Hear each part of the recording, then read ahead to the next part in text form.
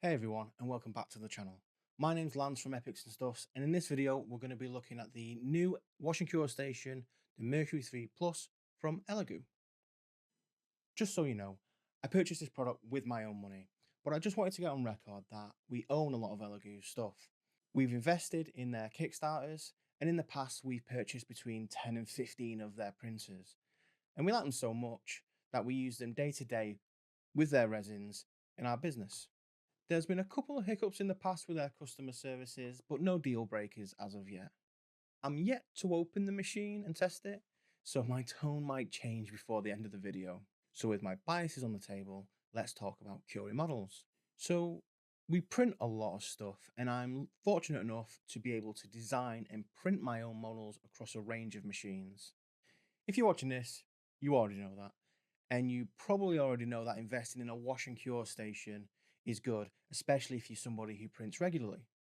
Let's switch over to the iPhone and take a look at some of the stuff that we print regularly and talk about why I wanted to purchase the Elegoo Mercury 3 Plus. So, here are some of the models we would typically print.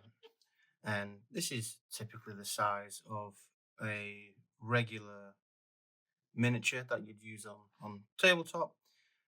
In some cases a bit smaller, in some cases a bit bigger, but it's a very, very small, manageable, easy model. Most cases, if you're using a regular wash and cure station, you can fit multiples of these on there and cure them at once. Very easy to clean, very easy to cure, nice and small, very manageable.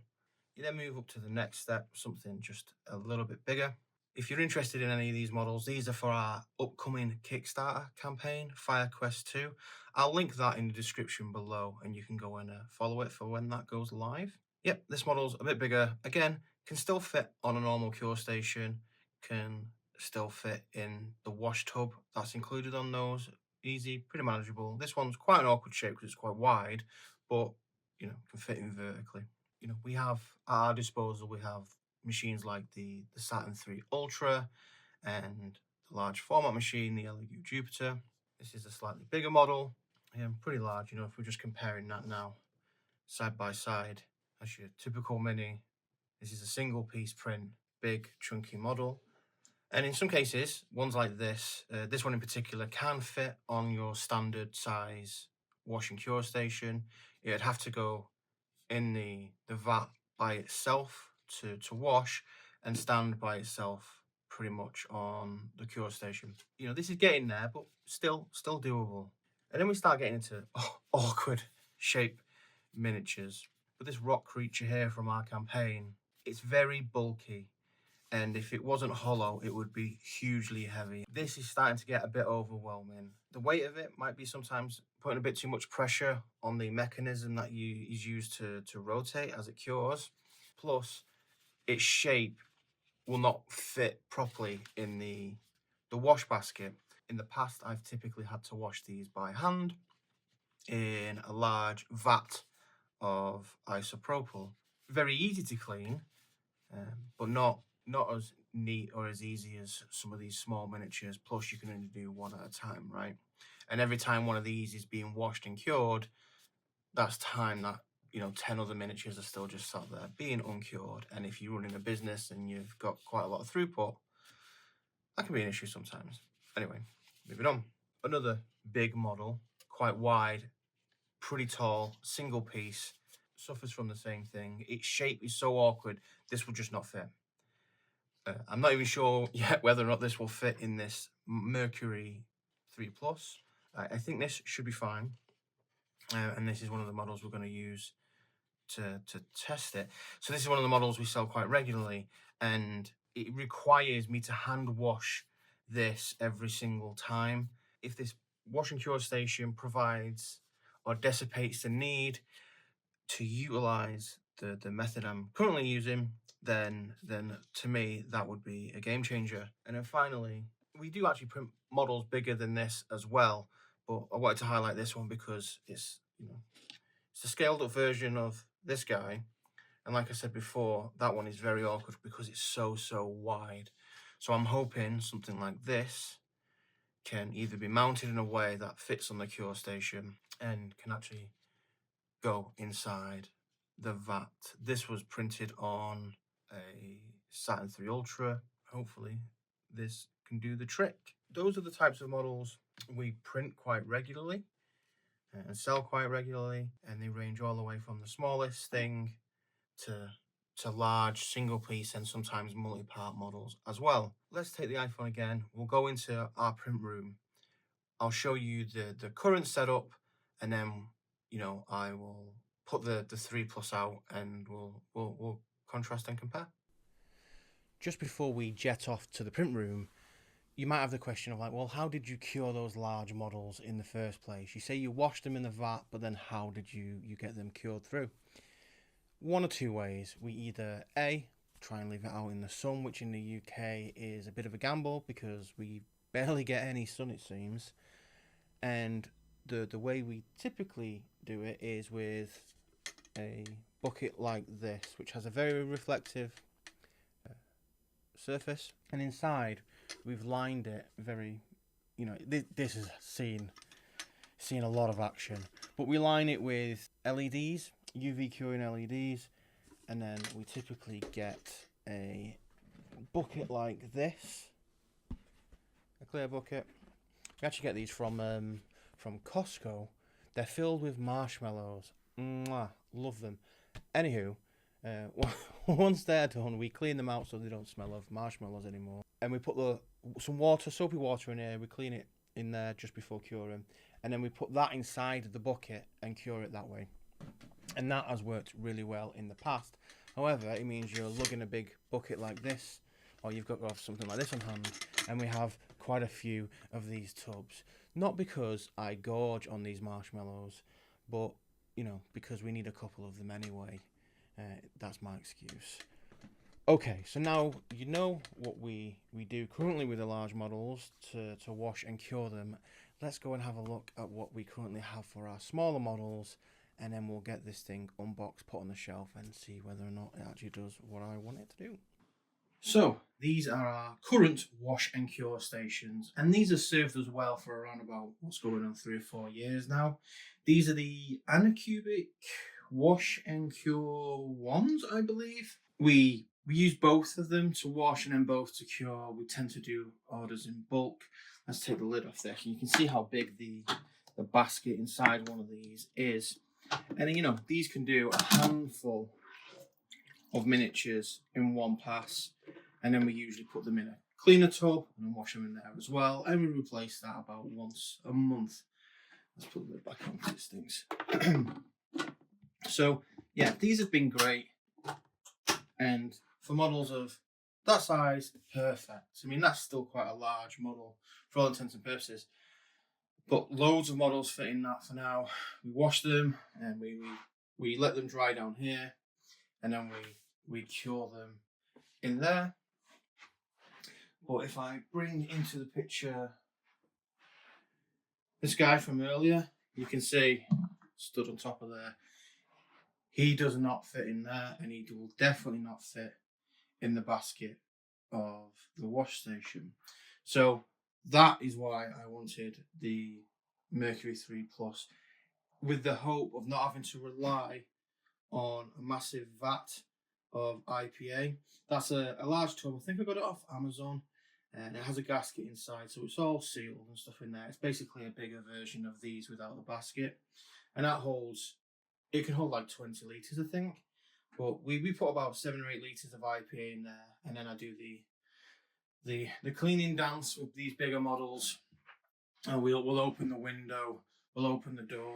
I'll put a mask on when doing it, just so that I'm not huffing in loads of fumes. And here we go. Like, this model here is one of the largest single piece models we sell. His wings fire wings are very, very large. So if might not be able to get everything in this wash and cure, we'll see. So what I'm going to do now is I'm going to unbox this guy, and I'm going to move the ultrasonic cleaner, and then hopefully, fingers crossed, this will just be a shelf of wash and cure stations. We can have big models in one and then smaller models loaded into the other. So in 3, 2, 1, and there it is. just a few quick observations after taking it out of the box. The power cord goes in on it's a small power adapter that plugs in. It goes in on the side and the controls are on the front. At first, I didn't like the look of that, but it's kind of a godsend because it just about fits on this shelf. And if this was at the back, it would be a very tight squeeze. We've got enough room, thankfully, to still have these 2 units on. That should be fine. There's also, to note, there's an output on the back, a small, I think 24-volt output. I wonder if they're going to have accessories like a UV curing light, a small one that you can put up and inside larger models. That would be neat if they did that. I would probably purchase it. But yeah, the unit looks and fits well. Some things to note before we look at the actual tub itself. This is the curing disc. It's clear and it's massive. And if you look inside the unit itself, you've got these large LED towers and then 2 reflectors. So as the model passes them, whilst it's rotating on this disc being clear, some light should hopefully penetrate the underside and cure that.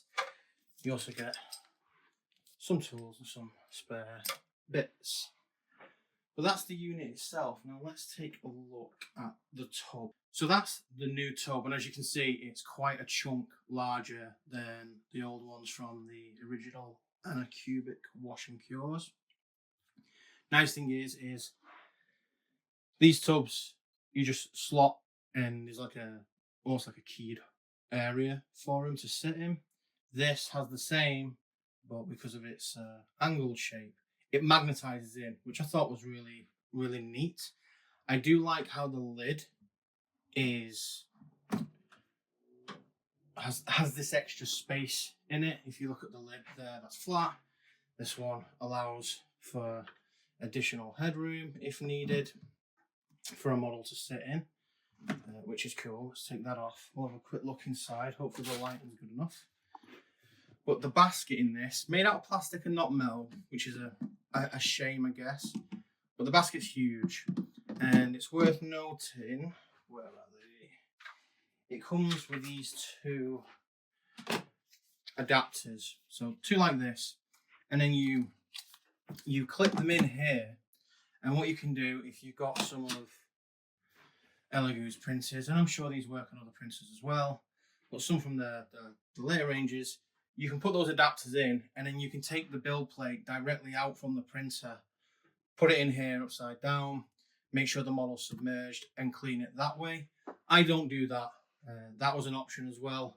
You got adapters with these guys to do that for small printers. I don't bother.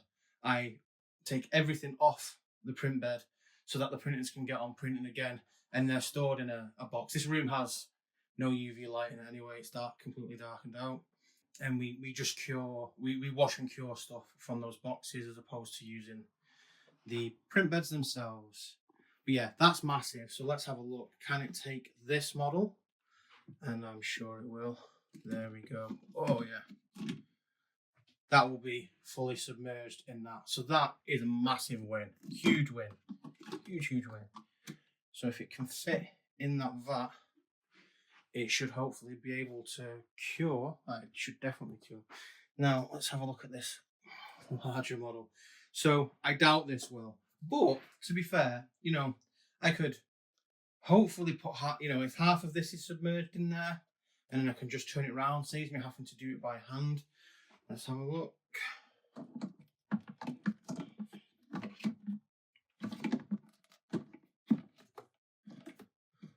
Okay, I'd have to do it with an open top. Not ideal. Maybe there's some finagling we can do. This one's a super awkward shape. This was printed on an Elegoo Jupiter, right? So, it's their largest machine. I think this really is ideal for if you've got like a Saturn 1, 2, 3 Ultra, 4 Ultra. That type of, I call them medium-sized printers. This should be ideal for that. But even still, I think you know, I'll be able to use this to my advantage in some way. I mean, I could put it in there and just let it wash for a couple of minutes, come out. It might get me 90% of the way there. Let's get it filled up and we'll put some models in and see if it works. So we have a chunk of models here from the Elegoo Saturn. Some of these models, again, are available on our Patreon, so jump down using the link below, sign up for free, and you can grab yourself some of these, all pre-supported. We'll get this off here and we'll get them inside the wash station and see how it goes. So we have a box full of miniatures here, and I'm hoping, usually we'd have to divvy this down between these two, but I'm hoping this entire box can go into here. It's a mixture of some smaller miniatures, but then some larger units as well. So this is it filled to the max, which is 7.5 litres. So not an insignificant amount, will be quite heavy. Some of these are for Etsy orders, some of these are new designs that we'll just test print in, because we like to print everything we make. So those are in there. Let's go.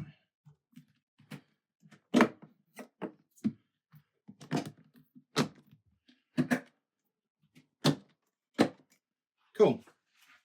So that's on. Let's switch it on.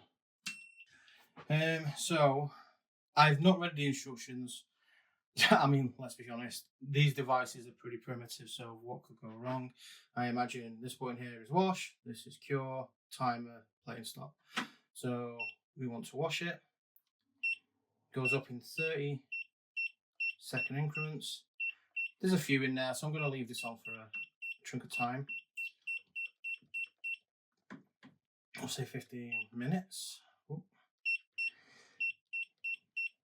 Okay, so I mean, one thing that I'm noticing as I'm using it, one thing I do like about these is the dial. Like, look how fast it is to get to 15 minutes on there, or however long you want to do. So having to press the button repeatedly, kind of annoying. Anywho, and then yeah, 15 minutes sounds good. Let's go to play.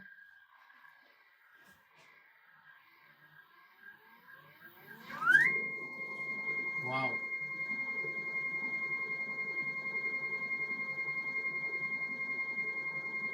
I don't know if you can hear me over that. It's quite a bit louder than them.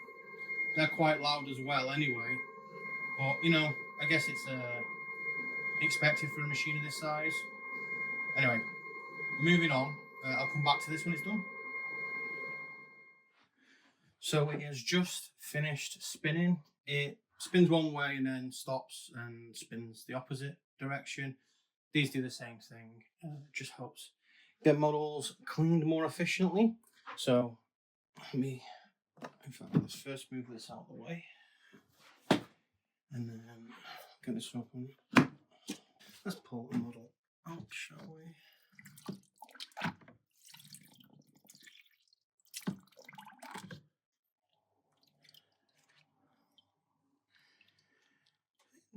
I mean, it looks suitably clean. I will let these models dry, take them all out, let them dry for a good hour, and then we'll put this through the test of curing them.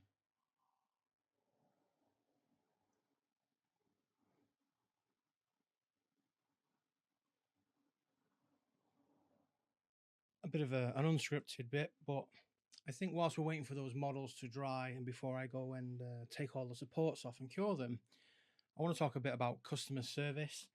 So I mentioned earlier in the video, we have a lot of Elegoo products, and I think it's pertinent here, whenever making a purchasing decision, you need to weigh up multiple factors, right? Like, is the product reliable? And if it's a product you really, really want, is it backed up by good customer service?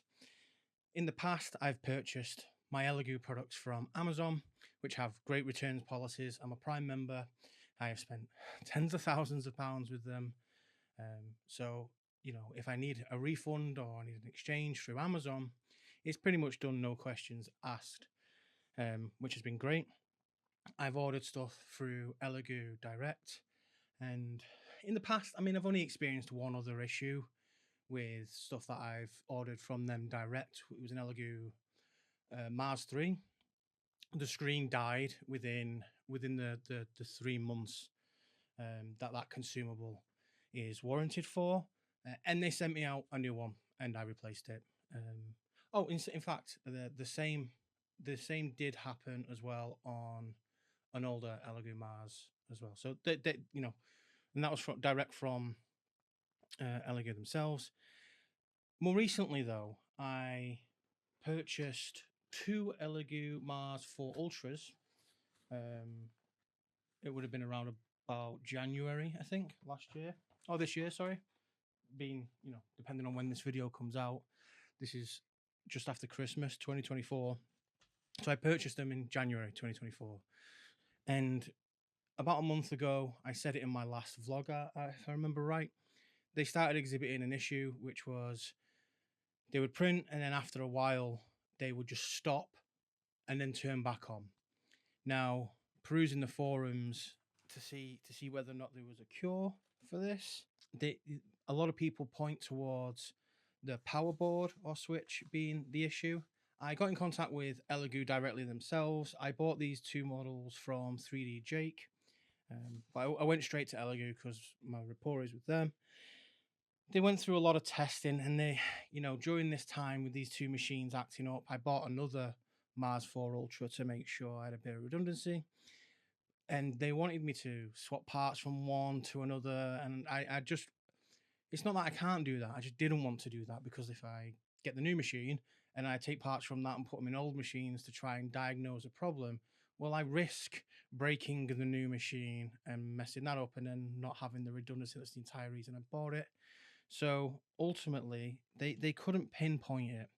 I'm sure it's the thing that is most common, the most common failure. So they sent me out two new main boards, and they've arrived today. So main boards and the power switches. So these have come all the way from China, I believe. And unfortunately, this board here, which is probably the culprit, which is the power switch board, has suffered some damage. So I'm going to have to contact them regarding that. But they've also sent me main boards for each machine as well. So I will get them replaced and give them a test. So I also contacted 3D Jake because there was a bit of back and forth. Elegoo said, all right, we've exhausted all our options. We can't send you anything. Contact 3D Jake. 3D Jake said, we can look into stuff for you, but it's going to take a lot longer because they do it through Elegoo anyway. They advised I go back to Elegoo. I went back to Elegoo, and they ultimately decided to send me two of each board, which is fair enough. That was annoying though, because that was a process of like 2 and a bit weeks of confluencing these different vendors and the manufacturer themselves, which was a shame. If I feel if I just bought it off Amazon, I'd just be able to replace it on Amazon. May have paid a little bit more on Amazon, but it's hassle free for all intents and purposes. Anywho, new issue now is obviously this board, which is probably going to be the culprit, is broke. So I need to get in touch with them and talk through that. So wish me luck. Okay, so now what I typically do is we have an ultrasonic cleaner. Once the models are dry, I'll take each one, just make sure they're dry enough, you've got no IP on it. I also give the model a quick look over to see whether or not it's got any like resin scum that might need brushing off. So let's have a look through these, and then if they're okay, I will put them into an ultrasonic cleaner, which is just filled with soapy water, and I will let them basically cook in there. I turn the temperature up to about 40 and then leave them for about 20 to 30 minutes just to simmer. Sound like I'm cooking them. And then I'll take them out of there and I will de-support them. The heat and the ultrasonic cleaner will will soften the resin, cleaning them, but also make it far easier to take off supports or cut them off without doing irreparable damage to miniatures. When doing this though, or if you want to follow this, some people don't do this at all. We do it because we feel it has ultimately a better finish. And we tend to do this when we've got loads of models. We sit down and just do it all in one go. Wear gloves. If you get any IPA or resin on you in general, you might get irritated by it. Some people might even get a resin burn from it. If you put your hands in the hot water from the ultrasonic cleaner, for one, don't do it whilst the ultrasonic cleaner's on, because the emptier it gets, the more the ultrasonic pulse will affect your skin, and by doing that, the heat will open up the pores in the skin. And if you've got IPA or resin in the same vicinity as that, it's a bad time. Your hand will feel like it's on fire. Ask me how I know. So always wear gloves. And if you've got a lot of IPA and resin going about as well, then be sure to wear a mask. In this instance, I think I'm fine with that.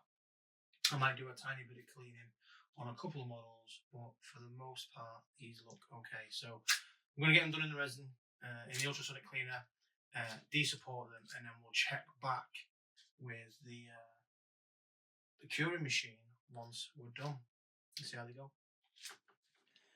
So I've gone ahead and washed all those models in an ultrasonic cleaner. I've left them to dry for about an hour, and obviously I've removed the supports from them all. So I'm going to take a moment now and take all the models, and hopefully they'll all fit on that one big disc plate, and then we can get them all cured in one go. So let's load it up. So I have loaded them all up. UV light is quite penetrative. That's why you have these acrylic tops. So, you know, some of them are sitting quite close there, but they should be okay. This is the last time you kind of need to check them prior to curing. So double check them to make sure your models are clean. And then, you won't have any issues, hopefully, or need to do extra cleaning that would have otherwise gone off with alcohol after curing, because it will now require sanding or priming and stuff like that to fix any issues. So this will not cure, like most of them, without the lid on, because obviously UV rays are harmful. So once it's on, it looks like we go to this button here to say cure, and I'm just going to put everything in there for, I don't know, 15 minutes again, shall we? It's a nice new clean big machine, big light, so hopefully that should do all of them. Let's see what happens.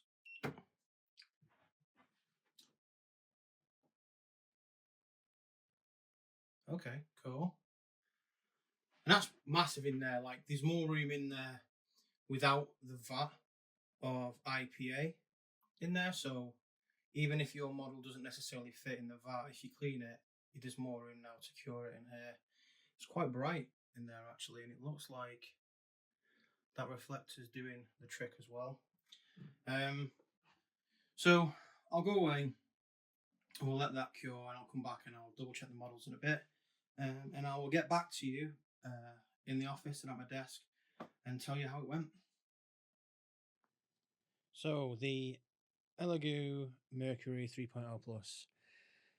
These things are notoriously simple. It was going to work. I was quietly confident that this was going to be just as good, if not better, than the cure stations that were already there, but just bigger. And lo and behold, that's what it is. I have the models that it's cured in front of me, and these are the first ones I've cured with it. You'll see some B-roll of this.